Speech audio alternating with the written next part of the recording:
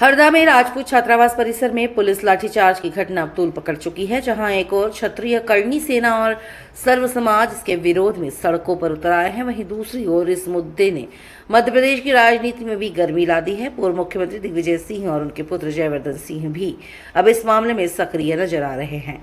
आइए आपको दिखाते हैं इस घटनाक्रम पर विशेष रिपोर्ट। हरदा के राजपूत छात्रावास में 12 जुलाई को जो कुछ हुआ वह अब सिर्फ एक स्थानीय घटना नहीं रही। छात्रावास परिसर में पुलिस द्वारा किए गए लाठीचार्ज ने प्रदेश भर में रोष फैला दिया है। सैकड़ों छात्रों पर लाठीचार्ज और एक मासूम बच्ची के साथ कथित अभद्रता को लेकर न केवल राजपूत समाज बल्कि अन्य सामाजिक संगठन भी मैदान में उतर आए हैं। क्या यही अमृतकाल है? क्या कसूर था मासूम बेटी का? जैसे नारे और तख्तियों ने प्रशासन की कार्यप्रणाली पर सवाल खड़े कर दिए हैं। ये मामला और ज्यादा तब गंभीर हो गया जब प्रदेश के वरिष्ठ कांग्रेस नेता दिग्विजय सिंह और जयवर्धन सिंह हरदा पहुंचे। उन्होंने घायल छात्रों और परिजनों से मुलाकात की और इस मुद्दे को लेकर विधानसभा और दिल्ली तक ले जाने की बात कही। इस पूरे घटनाक्रम को लेकर प्रदेश की राजनीति में सत्ता और विपक्ष आमने सामने आ गए हैं।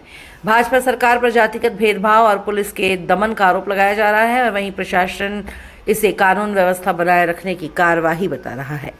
सभी दादा हुकुम को खम्मा गणी, जय भवानी, जय श्री राम। हम आज हरदा के राजपूत का जो छात्रावास है, हम यहाँ पे आए हैं। जीवन सिंह शेरपुर के नेतृत्व में हम इंदल सिंह राणा दादा, डॉक्टर राज शेखावत के नेतृत्व में क्षत्रिय करणी सेना परिवार से मैं नम्रता सिंह राजपूत, प्रदेश उपाध्यक्ष शाहजहाँपुर, मध्य प्रदेश। क्या मांग है आज के प्रकार? हमारी ये मांगे है कि संविधान में हमें 6 मौलिक अधिकार दिए गए हैं। उसमें से सर्वप्रथम मौलिक अधिकार आता है स्वतंत्रता का अधिकार। तो शांतिपूर्वक हम बात रखने के लिए हमारे दादा भाई वगैरह यहाँ पे आए थे। हमारी ये मांग है कि जो पुलिसकर्मी थे जिन्होंने लाठीचार्ज करी थी, जो कलेक्टर साहब और जो एसपी साहब है, उनको निलंबित किया जाए। ये हमारी मांग है। ये मैं शाहजहाँपुर से ही हूँ, मध्य प्रदेश से। मैं क्षत्रिय करणी सेना परिवार से प्रदेश उपाध्यक्ष हूँ। डॉक्टर राज शेखावत के नेतृत्व में मुझे दायित्व दिया गया है। इंदल सिंह राणा हुकुम, हमारे विक्रम सिंह जी राणा और हमारे महेश सिंह जी बघेल साहब और ये दीवान सिंह जी हमारे साथ काफी जनसंख्या में हमारा काफिला आया है। शाहजहाँपुर राजपूत संभागीय परिषद के सचिव मैं अजब सिंह राजपूत आज की इस न्याय यात्रा एवं मौन रैली की सफलता के लिए व्यापारिक संगठनों, व्यावसायिक संगठनों एवं हरदा जिला एवं हरदा के आसपास के जिलों से पधारे हुए विभिन्न समाजों के सभी संगठनों के पदाधिकारियों, सभी सदस्यों का हृदय से आभार व्यक्त करता हूं। यह रैली हमने अन्याय के विरुद्ध न्याय यात्रा और मौन रैली के रूप में आयोजित की थी। यह हमारे लिए गर्व की बात है। इस आयोजन में हमारे आमंत्रण पर हमारी अपेक्षा से कई गुना ज्यादा लोगों का समर्थन प्राप्त हुआ। सभी जाति, सभी समाज, सभी धर्मों के लोगों ने आज हरदा को बंद रख के, दुकानों को बंद रख के इस अन्याय की विरोध की रैली का समर्थन किया है। हमने संदेश ये दिया है कि यदि प्रशासन किसी भी समाज के साथ अन्याय करेगा, इस तरीके की प्रताड़ना की कार्रवाई करेगा, परिसरों में घुसकर कार्रवाई करेगा जो अवैधानिक है, तो सब समाज एक साथ खड़े हुए हैं और एक दूसरे का सहयोग करने के लिए हम सदैव तैयार रहेंगे। हमारी मांग है कि प्रशासन ने इस कार्रवाई में, बर्बरतापूर्ण कार्रवाई में, जिन अधिकारियों ने इस पर कार्रवाई की है, बिना आदेश के ये कार्रवाई नहीं होती। ऐसे आदेश देने वाले अधिकारियों और इस कार्रवाई में शामिल जितने भी कर्मचारी और अधिकारी हैं, उनको निलंबित किया जाए, उनको यहाँ से ट्रांसफर किया जाए। दूसरी हमारी मांग ये है कि हमारी इस घटना के संबंध में दूध का दूध और पानी का पानी तभी हो पाएगा जब इसकी न्यायिक जांच होगी। और न्यायिक जांच के लिए ये जरूरी है कि वर्तमान में इस घटना में संलिप्त जो अधिकारी और कर्मचारी हैं, वे जब तक यहाँ से स्थानांतरित नहीं होंगे, हम अपेक्षा नहीं कर सकते कि ये न्यायिक जांच जो है वो निष्पक्ष हो सकेगी। आज कहाँ के लोग आए? आज इस यात्रा में होशंगाबाद से, इंदौर से, बैतूल से, खंडवा से, रायसेन से, रतलाम से, बहुत सारे जिलों से लोग पधारे हुए हैं, जिसमें सामाजिक बंधु भी हैं और अन्य जाति संगठनों के सभी पदाधिकारीगण और सामाजिक बंधु पधारे हुए हैं। नाम बताइए। मेरा नाम इंदल सिंह राणा है। मैं प्रदेश अध्यक्ष क्षत्रिय करणी सेना। आज का हरदा पहुंचे, क्या कारण है? हरदा पहुंचने का कारण था कि हमारा आज हरदा बंद था सामाजिक संगठन की तरफ से, और समाज का आदेश था कि यहाँ सभी समाजजन को पहुँचना है। तो ये समाज के लिए एक बड़ा दिन था, एक काला दिन था। इसलिए हम सब पहुँचे। क्या मांग है किस प्रकार से? हमारी मांग यही कि संबंधित जो भी अधिकारी हैं जिनने जो भी अन्याय किया है उनके खिलाफ सख्त कार्रवाई चाहते हैं। एसपी कलेक्टर बाहर हो, निष्कासित हो, और यहाँ से हटाना ही हमारी डिमांड नहीं थी, हमारी मांग नहीं थी। उनको निष्कासित उनका जरूरी है। अगर नहीं होता तो क्या होगा? नहीं होता तो समाज जन आप देख ही रहे हैं कि सब एकजुट है। जो बातें हम अपनी मनवाना है हम मनवा के रहेंगे। सरकार भी हमारी है और हम भी सरकार के हैं, लेकिन क्षत्रिय ने हमेशा अपना रक्त बहा है देश के लिए, तो इस बार हमें उम्मीद है कि हम जो चाहेंगे वही होगा। आज दिनांक 13 जुलाई रविवार को हमारे राजपूत छात्रावास में एक सामाजिक कार्यक्रम का आयोजन किया गया था। इस कार्यक्रम में समाज के कुछ बंधुगण जो थे यहाँ एकत्रित हुए थे यहाँ, और समाज की गोष्ठी का एक आयोजन था, उसमें अपना कार्यक्रम संपन्न कर रहे थे। कुछ लोग कार्यक्रम के हिसाब से यहाँ और आ गए, तो कार्यक्रम चल रहा था। इस बीच में पुलिस प्रशासन आता है यहाँ पे, और हमारे कार्यकर्ताओं के साथ में जो है बर्बरता के साथ में उनसे पेश आते हैं और लाठी डंडा चार्ज करते हैं। कुछ हमारे राजपूत बंधु जो हैं उसमें घायल भी हुए हैं, जो अस्पताल में भर्ती हैं। तो ये काम भी जो हुआ है ये ठीक नहीं हुआ, ये क्योंकि हम हमारे घर बैठे थे, और घर बैठ कर के किसी भी के घर पे आकर के उस प्रकार की बर्बरता करना ये भी उचित नहीं था। तो हम इसके लिए ये चाहते हैं कि ये जो हुआ ये बहुत निंदनीय हुआ, ये भी हुआ हो। बस मैं ये अपनी बात रखना चाहता हूँ। जी, मेरा नाम अजब सिंह राजपूत, मैं नर्मदापुरम संभागीय राजपूत परिषद का सचिव हूँ। परिसर में घुसकर जो लाठीचार्ज हुआ है उसको लेकर, हाँ, ये बहुत ही निंदनीय घटना हुई है। ये बात ज़रूर हम स्वीकार करते हैं कि इतनी भीड़ में से गेट पर से कुछ बच्चों ने शायद कुछ अपशब्द कहे हों। उन अपशब्दों को लेकर जिस तरीके से पुलिस ने बर्बरता के साथ जो है युवा लोगों की, यहाँ एक बालिका थी उसकी पिटाई की है, वो बहुत निंदनीय है। दरवाजे तोड़ दिए हैं और भीतर जो कमरों में बैठे हुए लोग थे उनके साथ भी इन्होंने बल का प्रयोग किया है। पुलिस के कुछ लोगों ने शायद एमएलसी कराकर अपना पक्ष रखने की कोशिश की है, सुरक्षित करने की, जबकि 10-12 लोग समाज के भी घायल हुए हैं, वे भी हॉस्पिटल में भर्ती हैं।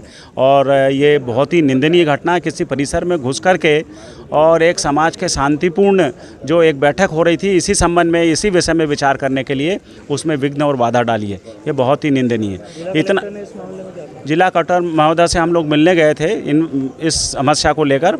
उनका कहना है कि हम सुनील को बिल्कुल बहुत ज़्यादा समय नहीं रखेंगे, 2-3 दिन में जब लॉ एंड ऑर्डर की स्थिति बिल्कुल सामान्य हो जाएगी हम उनको रिहा कर देंगे। और इस स्थिति में अभी सबसे अच्छा यह है कि जितने भी लोग बाहर से आए हैं वो अपने अपने क्षेत्र में वापस चले जाएं, तो शांति व्यवस्था करने में हमको जल्दी आसानी हो जाएगी। प्रदेश अध्यक्ष के साथ भी मारपीट हुई। हाँ, ये बात भी उनके सामने उठाई, तो उनका कलेक्टर साहब का ये कहना था कि उनको हमने पहले सुबह से समझाया था कि आप ज्ञापन देकर यहाँ से चले जाएं, यहाँ अव्यवस्था न हो इसलिए, परंतु शायद उनकी क्या बात हुई ये तो वो अध्यक्ष महोदय और वो ही जाने। और जब बाद में वो मौके पर पहुँचे तो उनको भी गिरफ्तार कर लिया गया। छात्रावास परिसर में पुलिस ने तोड़फोड़ की। छात्रावास परिसर में दरवाजे तोड़े हैं और यहाँ आकर के बहुत पिटाई की है। लाठीचार्ज किया था। उनका आरोप है कि पुलिस जो है अपनी कार्रवाई में निष्पक्षता नहीं कर रही थी। जो 420 का ठगी का मामला, उसको लेकर उनका प्रदर्शन था शांतिपूर्वक का, ये उनका आरोप है। देखिए, जिस प्रकार से कोर्ट के कॉम्प्लेक्स में ये कुछ लोग गए वहाँ पर और उपद्रव किया, और वहाँ पर जो दूसरा पक्ष था वो भी मौजूद था। उस पक्ष ने भी उनके वकीलों ने भी पुलिस को आवेदन दिया था। कोर्ट प्रेमिसेस में ऐसी गलती और उसके बाहर ऐसी गलती करना, आप जानते हैं कि कोर्ट प्रेमिसेस और थाना आजू बाजू है, ऐसी गलती नहीं करनी थी उन्हें।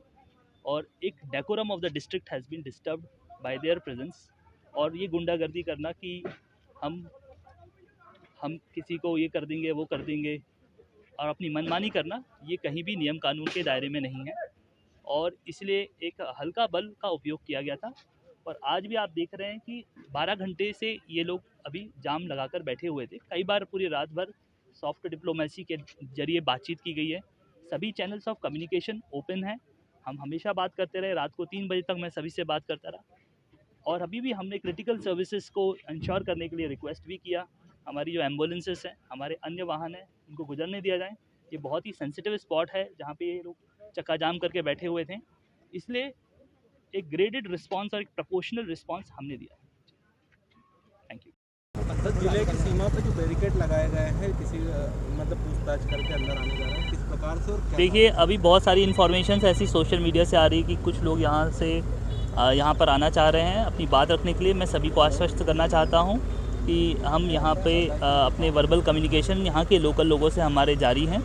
हम सभी से ये निवेदन करते हैं कि आप अपने अपने ज़िलों पर बने रहें। यहाँ पर हरदा के हमने जो सारी बाउंड्रीज़ हैं उनमें अभी नाके लगाए हुए हैं और हम सभी को आश्वस्त करते हैं कि किसी भी प्रकार की चिंता ना करें आप, और यहाँ पर लॉ एंड ऑर्डर को मेंटेन करने में पुलिस और प्रशासन की सहयोग करें। शहर में धारा 144 हाँ जी, अभी जो नए कानून में धारा 163 वो लगा दी गई है और सभी से उम्मीद है कि वह पालन करें। कब तक रहेगी? अभी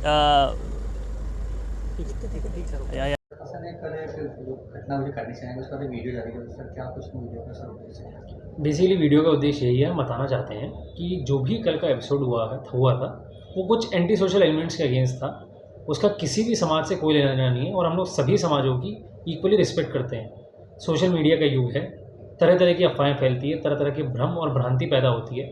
हमारा एज डिस्ट्रिक्ट एडमिनिस्ट्रेशन ये दायित्व है कि लोगों को सच्चाई बताएं। तो हमने जो वीडियो जारी किया है वो सारे फैक्ट्स को ट्रू रिप्रेजेंटेशन देने के लिए हमने वो वीडियो जारी किया है। मेरा सभी लोगों से रिक्वेस्ट है कि वो वीडियो देखें, सभी फैक्ट्स को समझें और समझने का उसका अध्ययन करके ही किसी निष्कर्ष पर पहुँचे। हम लोग सभी की इक्वल रिस्पेक्ट करते हैं। हमारे लिए primary responsibility law and order है।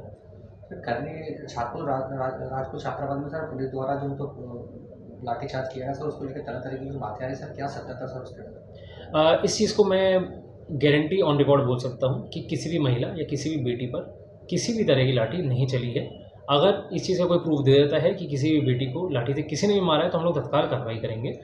सेकेंडली, कुछ वहाँ पे हीटेड आर्गूमेंट शुरू हो गए थे जिसकी वजह से दोनों ही साइड से कुछ हीटअप हो गई थी सिचुएशन, जिसके हम लोग देख लेंगे उसमें भी किस तरह का मैटर है, क्या है।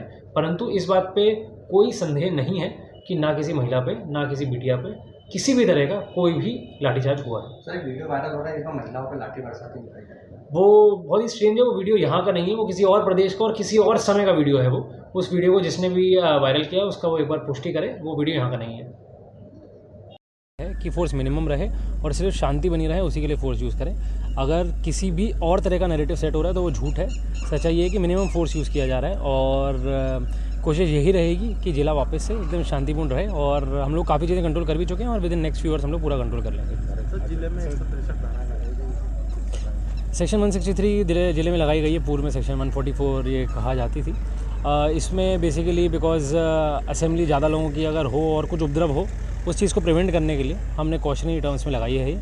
जैसे ही पीसफुल टर्म्स वापस रिटर्न हो जाएंगे, जो तकरीबन हो ही रहे हैं, तो हम लोग उसको वैसे ही रिमूव कर देंगे। जिले में प्रवेश करने वाले लोगों के लिए सर कोई गाइडलाइन जारी करी गई है? इस तरह कोई गाइडलाइन नहीं जारी करी गई है। वो तो हमारी खुद की एक चेकिंग है, लॉ एंड ऑर्डर पर्सपेक्टिव से हम लोग कर रहे हैं कि इस तरह ऐसा कोई ना है कि अंदर यहाँ की शांति भंग करे। 12-15 लोग थे, ज़्यादा लोग नहीं थे और उन्होंने मांग की कि हमको सौंप दो, हम इसको वसूल कर लेंगे। इस बात को लेकर वहाँ पर थाने पर पहला पुलिस लाठीचार्ज हुआ। अब जो लाठीचार्ज हुआ उसके विरोध में शांतिपूर्ण ढंग से धरना दिया गया और इसमें कोई राजनीतिक लोग नहीं थे, केवल राजपूत समाज के जो विभिन्न संगठन हैं, राजपूत परिषद है, महाराणा सेना है, करनी सेना है, अब राजपूत परिषद के अध्यक्ष आप हैं, उधर आप उपाध्यक्ष हैं, इस तरह से संभागीय अध्यक्ष हैं, सब लोग थे। उन्होंने शांतिपूर्ण धरना दिया। चूँकि करनी सेना के प्रांतीय अध्यक्ष जीवन सिंह जी हैं, उनको सूचित किया गया तो वो सुबह आ गए और मेरी जीवन सिंह जी से बात हुई। उन्होंने मुझे बताया कि तहसीलदार और टीआई वो उनको लेने गए और होटल से उनको लेके आए। तहसीलदार साहब और थानेदार साहब, टीआई साहब चाहते थे कि आप धरना वालों को समझा बुझा के धरना समाप्त कर दो, लेकिन वो गाड़ी से उतरने के बाद पुलिस ने पिटाई शुरू कर दी, वाटर कैनन चला दिए और बेदर्दी से उनकी पिटाई हुई। आप देख रहे हैं कि जीवन सिंह जी को 4-5 लोगों ने घेर रखा है। आदरणीय साथियों,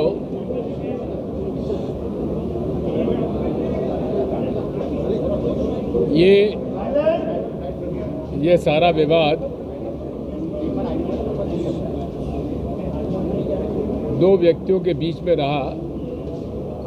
कुछ व्यवसायिक तौर पे कुछ बताते हीरा खरीदा गया जो नकली निकला। उस विवाद को पुलिस में रिपोर्ट की गई और पुलिस में रिपोर्ट करने के बाद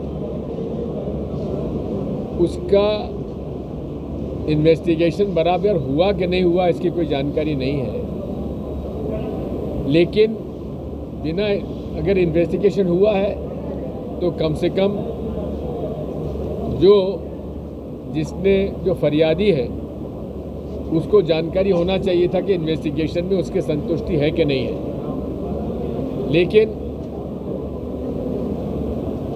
वो संतुष्ट नहीं था और चालान पुटअप किया गया और चालान पुटअप करने के पश्चात उस व्यक्ति की अदालत से जमानत हो गई।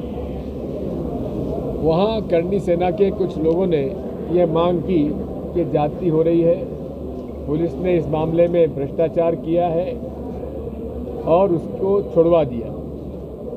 हमें सौंप दो, हम इससे निपट लेंगे और इससे हम वसूल कर लेंगे। इस तरह की बातचीत हुई। समाज में कमी हुई थी, उसकी शोक सभा के लिए समाज के वरिष्ठ यहाँ पे एकत्रित हुए थे, लेकिन पुलिस ने इस स्थान को भी नहीं छोड़ा। एक और वीडियो सामने आ रहा है जहां पर छात्रावास के वार्डन की बिटिया भाग के रो रही है क्योंकि उसके परिवार के साथ भी मारपीट हुई। खबर ये आई है कि लगभग इस पूरे घटना में ऐसे 4 से 5 युवा हैं हरदा के जिनको फ्रैक्चर आया है। अब आप मुझे बताइए, कानून की व्यवस्था है कि अगर कोई भी निर्दोष व्यक्ति को फ्रैक्चर आता है तो जो आरोपी पक्ष है उस पर नॉन बेलेबल एफआईआर दर्ज होती है, गैर जमानती प्रकरण दर्ज होता है। तो मैं आज एसपी हरदा से पूछना चाहूंगा कि जिन लोगों ने हमारे हरदा के निर्दोष नौजवान जो अपने समाज के, अपने क्षेत्र के युवा की बात रख रहे थे, उस बात रखने पर जो एक निर्दोष के ऊपर ऐसे लठ मारे गए हैं, और लठ ही नहीं, मुझे बताया गया कि बेसबॉल बैट से मारा गया है पैरों पे, ऐसा मारा कि हड्डी उनकी तोड़ दी। लेकर मैजिस्ट्रियल जांच की मांग करेंगे और क्योंकि वर्तमान में जो एसपी, कलेक्टर, एसडीएम, एसडीओपी या पदस्थ है, अगर वो पदस्थ रहेंगे तो वो जांच निष्पक्ष तरीके से नहीं हो पाएगी। सीधी बात है, इस पूरे घटनाक्रम में चाहे करनी सेना हो, चाहे महाराणा सेना हो, इनका उद्देश्य एक ही था कि उनके समाज के एक पीड़ित व्यक्ति को न्याय मिलना चाहिए है। लेकिन एक छोटी सी बात को लेकर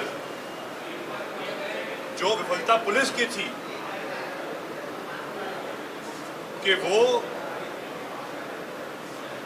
एक फरियादी को न्याय नहीं दे पाए। देखिए, हम जाति के आधार पर चलने वाले लोग नहीं हैं, महापुरुषों की व्यवस्था पर चलने वाले लोग हैं। वे सभी महापुरुष जिन्होंने देश को और समाज को दिशा दी है, भारतीय जनता पार्टी के लिए वे आदर्श हैं। महाराणा प्रताप हमारे आदर्श हैं, मां रानी दुर्गावती हमारी आदर्श है। इसके अलावा डॉक्टर अंबेडकर जी हमारे आदर्श हैं। माँ पद्मावती हमारी आदर्श है। तो इसलिए इन महापुरुषों के आदर्शों पर हम सभी अनुसरण करते हैं। मेरा मानना है कि हर बात को जाति के आधार पर नहीं डालना चाहिए। कांग्रेस ने जाति आधारित राजनीति की है और समाज को बांटने का प्रयास किया है, लेकिन हर जगह जाति को जोड़ना ठीक नहीं है। अगर कहीं कुछ गलत है तो उस गलत को व्यवस्था के अनुसार लेना चाहिए। मैंने अपनी तरफ से भी कहा, माननीय मुख्यमंत्री जी से भी विस्तृत चर्चा हुई है और बहुत संवेदनशीलता के साथ माननीय मुख्यमंत्री जी ने स्पष्ट रूप से ये कहा है कि उस घटना की सारी जानकारियों को वे एकत्र कर रहे हैं। जानकारियां एकत्र हो जाने के बाद जो भी दोषी हैं वो बचेंगे नहीं। तो इसलिए शासन जब अपना काम करे तो समाज और जातियों के आधार पर काम करे, ऐसी सोच नहीं होना चाहिए। इसका मतलब ये नहीं कि हम सबको साथ लेकर नहीं चलते। स्वाभाविक है, हम सभी की समाजों के प्रति श्रद्धा भी होती है और उनके साथ उठना बैठना भी होता है, तो वो सब है, लेकिन कार्य का आधार ये समाज को बांटेगा अगर हम उसमें जातियों को आधार मान लेंगे। और इसीलिए माननीय मुख्यमंत्री जी के इस स्पष्टता के साथ ये कहने के बाद मुझे लगता है कि सभी को इस बात को, धारणा को अपने मन में बैठा लेना चाहिए कि उन्होंने कहा है कि जानकारियां एकत्रित करने के बाद वो कार्रवाई करेंगे। तो निश्चित रूप से जानकारियां हम एकत्रित होने का इंतजार करेंगे।